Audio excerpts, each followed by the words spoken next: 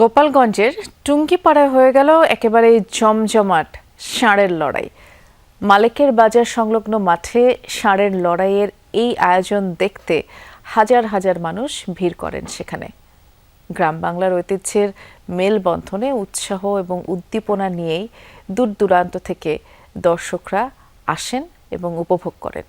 পুরো এলাকা প্রাণবন্ত এক মিলন মেলায় পরিণত হয়। এই প্রতিযোগিতায় অংশ নেয় ২০টি শক্তিশালী ষাঁড়। আবার লড়াই শেষে বিজয়ীদের মাঝে পুরস্কার হিসেবে নগদ অর্থ বিতরণ করা হয়।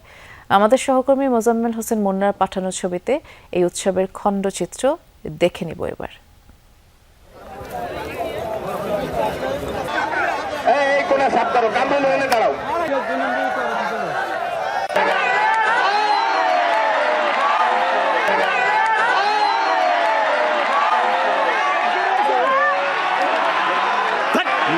লড়াই এটা তো বিলীন হওয়ার পথে, ঐতিহ্য ফিরে আনার জন্যই কুশলী ইউনিয়নবাসী এই আয়োজন আবার নতুন করে শুরু করছে।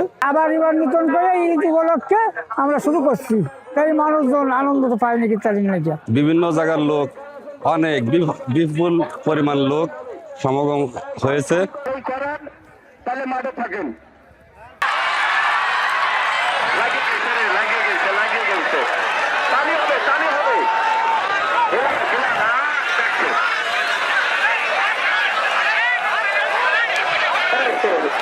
আমরা আনছি চারটে গরু আনছি।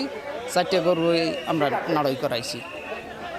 আর এই গরুর নাম হচ্ছে আমার এটা ছিল এই নবাব। গ্রাম বাংলার ঐতিহ্যবাহী ষাঁড়ের লড়াই বহু কাল থেকে বয়ে আসছে। আমরা সেই ধারাবাহিকতায় আজকে এই কুশলী মাঠে আসছি। আমার গরু এই যে 2 বার উঠিছে, দুই রাউন্ড খেলিছে, এখন 2 রাউন্ড জিতছে। এটা একটা ঐতিহ্যবাহী ষাঁড়ের লড়াই। আমাদের ইউনিয়নে প্রায় 60 বছর ধরে এটা চলে আসছে। আমাকে গত 2 বছর আমাদের এখানে ছিল না বা কোনো কারণে আমরা এই প্রোগ্রামটা করতে পারি নাই।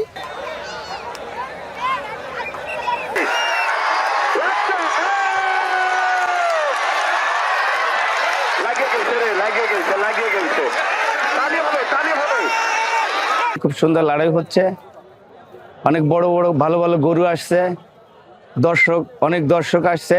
আয়োজনটা খুবই ভালো ছিল।